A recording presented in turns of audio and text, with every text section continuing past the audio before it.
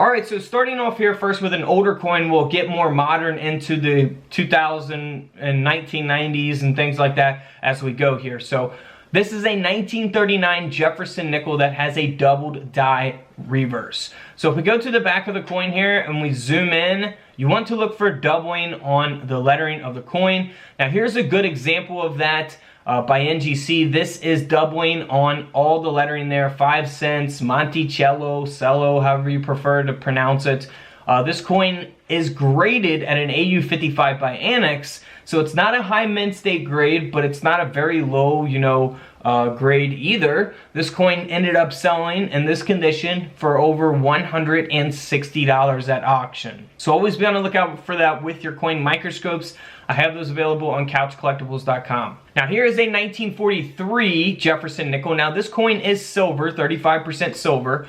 So you want to look for that big mint mark there above the building. That will let you know that the coin is 35% silver. So if you have a P, D, or S mint mark above the building there, then it's 35% silver. But in this case, that's not why this coin is valuable. This coin is valuable because it has a 3 over the 2. So if we look at this image here, you can see that line going through the 3. That is an example of the 1943 where the 3 is over the 2. So you'll definitely need a coin microscope to see that. This coin is graded by PCGS at an AU58, and this nickel ended up selling for around $200 at auction. Now here is a 1943 D mint mark where a D is over a D, so a re-punched mint mark here, RPM.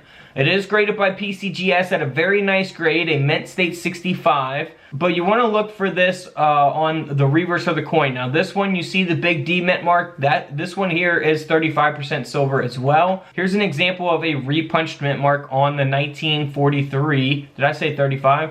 1943 D mint mark, Jefferson nickel. Alright, so let's move on here to another 35% silver Jefferson nickel. This is from 1944. Now we have a mint error here. The coin has been struck through here on the reverse, and that's what you see, that big line is going curved, going through the bottom up into the side of the coin there. That is a strike through error, and that's why this coin sold for over $165. It is graded by NGC at a mint state 63, so decent condition coin for a coin like this with a mint error. Here is a 1944 S mint mark, so again you'll see that S at the top of the building, 35% silver coin again. This coin graded by NGC at a mint state 65, very nice grade. Had the reverse struck through a fragment.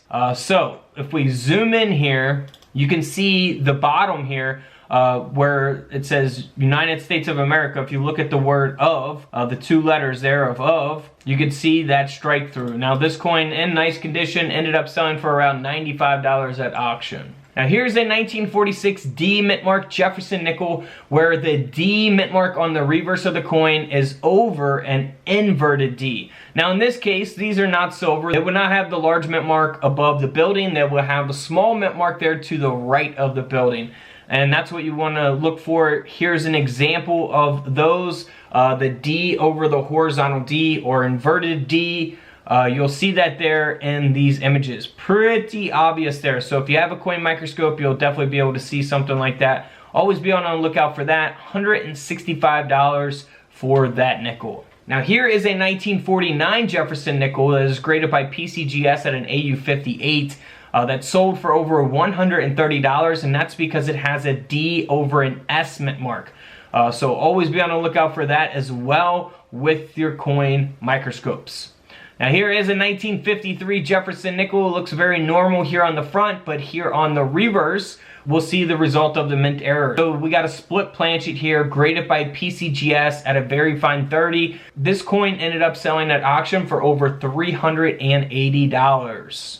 Now here's a 1961 Jefferson nickel that has been double struck. You'll see the second strike is 50% off center. And you'll see the date 1961 going through Jefferson's chin there. And then here on the reverse, you'll see that design again, double struck. You know, very obvious type of mint error here. This coin sold at auction for $345. Now here is a 1964 Jefferson nickel that has been broad struck, which we'll see around the rim of the coin, and it also has an indent here on the obverse, on the front of the nickel. Now this coin ended up selling at auction for around 85 bucks. It is graded by NGC at a mint state 65. Then here is a 1971 D mint mark that has been double struck onto a 1-cent planchet. So not only is this coin double struck, it was struck onto a penny planchet.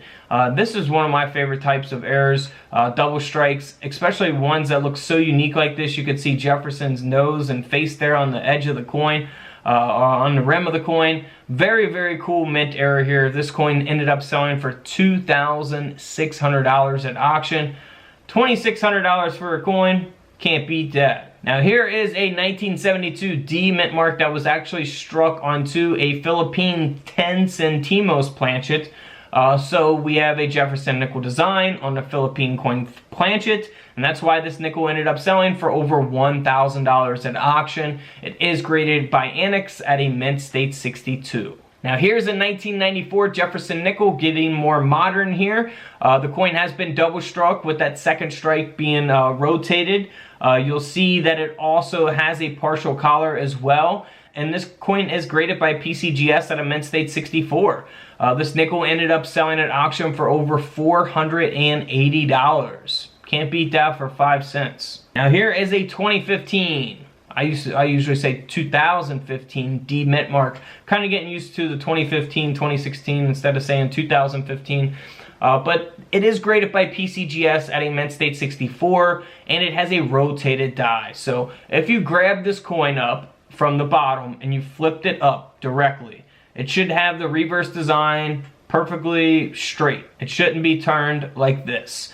So if you flip your coin up from the bottom and it's turned like this, then that means it's a rotated die. This coin graded by PCGS at a mint state 64, sold for around $80. Nothing really too valuable, but it is a mint error. Now here is a no-dated Jefferson nickel that was struck onto an elliptical planchet.